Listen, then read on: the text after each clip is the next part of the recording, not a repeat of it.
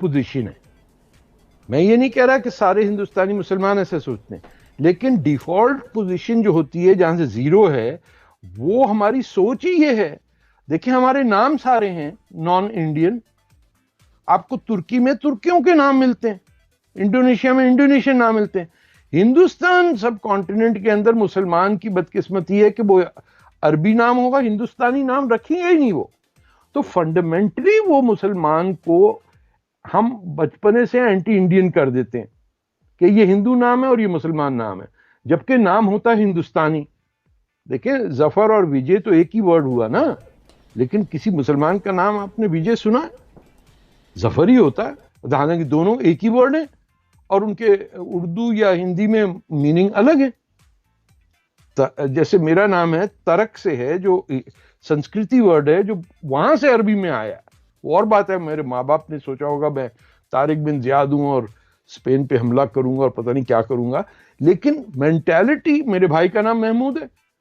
تو آپ سوچئے کہ محمود اب غزنی نے کیا کچھ تباہی نہیں مچائی ہندوستان میں, اور مسلمان اپنے بچوں کا نام محمود رکھ لیتے ہیں. ایک صاحب نے تو تیمور بھی رکھا ہوا اپنے بچے کا نام. تو وی آر ناٹ کانشیس کہ ہم سے کیا غلطیاں ہو رہی ہیں, اور ہمیں مسلمانوں کو کریکٹ کرنے والے جو ہیں وہ غلطی سے پھر دشمنی میں آ جاتے ہیں. تو ہیٹ کے اگینسٹ فائٹ ہیٹ سے تو ہو ہی نہیں سکتی نا. اور اگر وہ جرنلزم سے تعلق ہے تو اس میں جو کالم لکھے جائیں گے, جو اوپینین ہوگی, جو رپورٹنگ ہوگی. اب میں حیران ہوں اس بات سے کہ انڈیا میں کسی کو پتہ ہی نہیں تھا کہ دلی کے اندر جامع ملی اسلامی جو ہے اس کا مطلب کیا ہے. ملت اسلامی کی یونیورسٹی, ملت ہند کی نہیں. اور اس کا مین سلوگن تھا اللہ اکبر, اور لڑکے وہاں کے کہہ رہے تھے ہم سیکولرزم کے لیے لڑ رہے ہیں.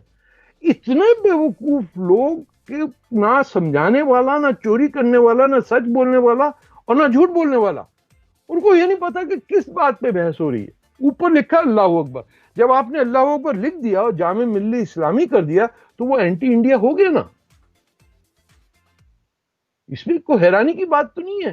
آپ نے جب جامع یونیورسٹی بنایا اور اس کا نام رکھ دیا ملت اسلامی, جس کا تعلق وہ خلافت موومنٹ سے ہے, جہاں ترکیوں نے خود کہا کہ مجھے خلافت نہیں چاہیے, بیچارے گاندھی جی کو بیوقوف بنا کے خلافت موومنٹ انڈیا میں چلوا دی, اور کتنے کوئی 10,000 ہندو مر گئے کیرلا کے اندر مپلاؤں کے ہاتھوں. تو انڈیا میں گنجائش ہے ہر چیز کی کہ آج نہیں تو کل نہیں تو پرسوں کوئی نہ کوئی تو اس بات پہ بات کرے گا, لکھے گا. باقی دنیا میں آپ سمجھتے پاکستان میں کچھ چھپ سکتا ہے؟ وہاں تو ایک سنتھیا کوئی آئی ہوئی آج کل, اسی پہ بات نہیں ختم ہو رہی کہ وہ ہیں کون.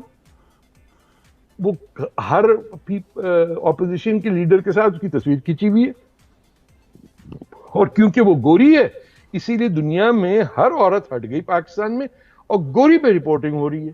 آپ بتائیے کتنی بیکورڈنس ہے مینٹالٹی کی کہ تمام پاکستان کے جرنلسٹ اس وقت ایک امریکن گوری عورت کے پیچھے, جس کا نام سنتھیا کیا ہے, رائٹ نام ہے سنتھیا ریچی, اس پہ لگے ہوں کہ ہے کون جی.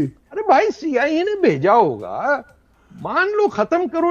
دیکھو تو کس اسٹیٹ کی ہے. ایسے تو ہر زمانے میں کوئی نہ کوئی جنرل رانی تو جیسے تھی جنرل یحییٰ خان کے ساتھ, ایوب خان کے ساتھ تھی, بھٹو صاحب کے ساتھ. یہ تو ہمارا فیوڈل کلچر ہے. ہر زمیندار کے پاس 15-20 عورتیں ایسی گھومتی رہتی ہیں. آپ کے پرائم منسٹر کے پاس بھی کتنی عورتیں گھومتی تھیں اچھے دنوں میں. تو وہ تو انہوں نے تو پرائم منسٹر کے حوالے سے بھی کچھ لوگ ان کے قریبی دوست سنتھیا کے کہہ رہے ہیں کہ پرائم منسٹر عمران خان بھی ان کے ساتھ قربت چاہتے تھے.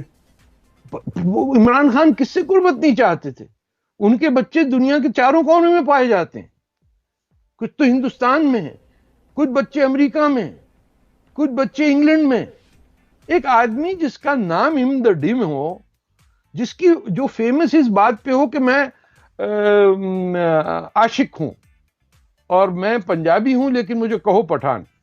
اتنے بدبخت قسم کے لوگ ہیں. جلندر میں ان کی مائیں پیدا ہوتی ہیں اور اپنے آپ کو کہتے ہیں ہم پٹھان ہیں.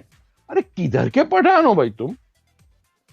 نیازی ہٹا دیا کیونکہ جنرل نیازی ان کے جو چچا وچا تھے انہوں نے ہتھیار ڈالے تھے، تو یہ عمران خان ہو گئے، نیازی ہٹا دیا. اور کہاں کے نیازی، کہاں کے میاں والی، جلندھر کے پٹھان ہیں. جلندھر میں تو ہوتے ہی نہیں، پنجابی ہیں.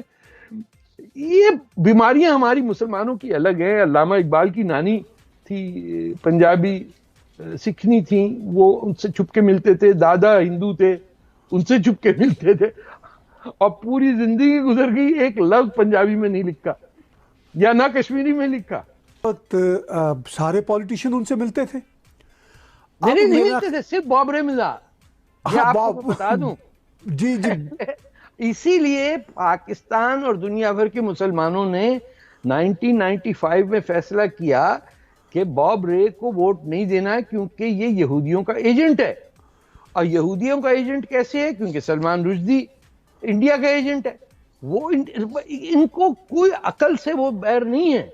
یہ ہنود و یہود یعنی ہندو اور یہودی سے دشمنی کرنا ان کا سٹارٹنگ پوائنٹ ہے. جب یہ کرکٹ میچ کھیلتے ہیں نا تو اس میں ان کا ایک مینٹلی سکور بورڈ بھی ہوتا ہے. کتنے یہودی، کتنے ہندو، کتنے عیسائی، یہ ان سے جنگ لڑ رہے ہیں. گھر میں کھانے پینے کو نہیں ہے، فقیروں کی طرح دنیا میں ہاتھ پھیلائے گھوم رہے. آج تو انہوں نے انڈیا کو کہہ دیا، عمران خان نے کہ آپ کو کچھ چاہیے تو ہم دیں گے. بےہودہ قسم کی باتیں ہیں، آنیسٹ ٹو گاڈ. تو یہ وہ لوگ ہیں پاکستانی، خاص طور پاکستان کے پنجابی، جن کو پتہ نہیں ان کی ماں کون ہے، ماں بولی کون ہے، ان کی ہیریٹیج کیا ہے، وہ کہاں کے ہیں، ہڑپا کیا ہے، ٹکشلا کیا ہے، کچھ نہیں پتا. ان کو غلط قسم کی اردو بولنے کا شوق ہے. دیکھیں نا ہم دونوں پنجابی اردو میں کیوں بات کر رہے ہیں؟ ہمیں کوئی انفیریورٹی کمپلیکس ہوگا تو ہمیں تو 19 ماؤں نے کہا کہ تانوں اسی انگلش سکول وچ بھیجے تو گھر آ کے پنجابی بولنا ہے. These are parents brainwashed. تو کیا نکلے گا جب سچ کی عادت ہی نہ ہو تو کہاں کا جرنلزم اور کہاں کا رپورٹنگ اور کہاں کا سچ اور کہاں کی ایتھکس، کچھ بھی نہیں سر. اور اسی لیے یہ کینیڈا میں تو دکھ ہوتا ہے دیکھتے ہوئے کہ کیا حشر ہو رہا ہے میڈیا کا. اللہ کا شکر ہے انڈیا میں ابھی کچھ امید ہے کہ وہاں ہر قسم کا پیپر زندہ ہے. ابھی ہر قسم کی نیوز ایجنسی، ہر قسم کا ٹی وی اسٹیشن، آپ انڈیا کے نیٹ ورکس کے اوپر آپ پاکستانیوں کو دیکھتے ہوں گے. وہ بھی آتے ہیں، اپنی بات کرتے ہیں، سنتے ہیں، کوئی گولی نہیں مارتا انہیں. تو دیٹ از وائی اس پہ ہم کو اٹینشن دینا پڑے گا کہ جو ہم لوگ ویسٹ میں رہ رہے ہیں اور جن کا کوئی بھی تعلق ہو صحافت سے، جرنلزم سے، ہمارے لیے یہ ہم پہلے سونگ لیتے ہیں موت کب آ رہی ہے.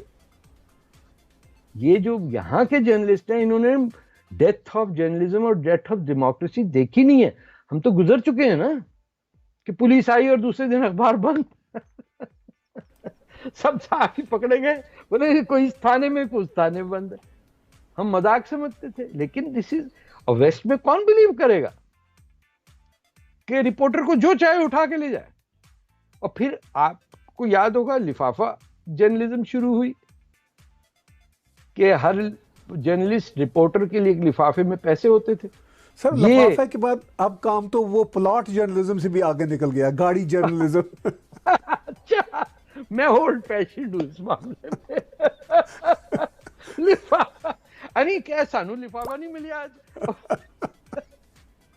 بیٹھے پلاٹ مل رہے ہیں لوگ. یعنی اب اتنی کاہل ہو گئے ہیں کہ پریس کلب کے باہر ڈیمونسٹریشن ہوتے ہیں کیونکہ صحافی کہتے ہیں ہم کہاں جائیں گے آپ کا رپورٹ کرنا، آپ اپنا ڈیمونسٹریشن ہمارے گھر پہ آ کے کر لیجیے. This is unbelievable. This is happening. اور لوگوں نے ایکسپٹ کر لیا. وہاں تو طارق صاحب جو ہو رہا ہے سو ہو ہی رہا ہے. اگر ہم خاص طور پر پاکستان کی بات کریں تو یہاں پہ جو سچویشن ہے کینیڈا میں ایک فری ورلڈ ہے اور یہ ایک تاثر ہے کہ بات کی جا سکتی ہے، ایسی بات پر پابندی ہے جس میں ہیٹریڈ ہو، اور وہ کوئی بھی ریسپانسیبل جرنلسٹ نہیں کرتا اور نہ کرنی چاہیے. امریکہ میں آپ دیکھیے دنیا کی سب سے بڑی ڈیموکریسی، سب سے وائبرنٹ سوسائٹی ہے. ابھی پچھلے دنوں ہی کہہ رہے تھے کہ کووڈ-19 کے زمانے میں باہر نہیں جانا، پھر ایک دم سے پروٹیسٹ چھوٹے، اور جو پروٹیسٹ ہوئے انہوں نے حمایت کی جو کووڈ-19 پر باہر جانے کی پابندیاں لگا رہے تھے. چلیے ٹھیک ہے، پروٹیسٹ ایک اچھی بات ہے، مگر ان پروٹیسٹ کی آڑ میں کوئی بات نہیں کر سکتا، کوئی ان کو چیلنج نہیں کر سکتا. یہ امریکہ میں اس مقام تک جرنلزم آ گئی ہے، تو کیا صورتحال آپ کو آگے فیوچر کیا نظر آتا ہے؟ دیکھیں آپ کئی لیول کے وہاں ہیں. ایک تو مین سٹریم نیٹ ورکس ہیں، جیسے یہ 3 ABC CBC اور NBC ہے، اور پھر CNN ہے، اور MSNBC ہے. اخبار جو میجر ہیں، New York Times, Washington Post, Chicago Tribune, اس قسم کے LA ٹائمز، یہ مین لیول کے اخبار ہیں. سب سے بڑا پرابلم آپ کو جو نظر آئے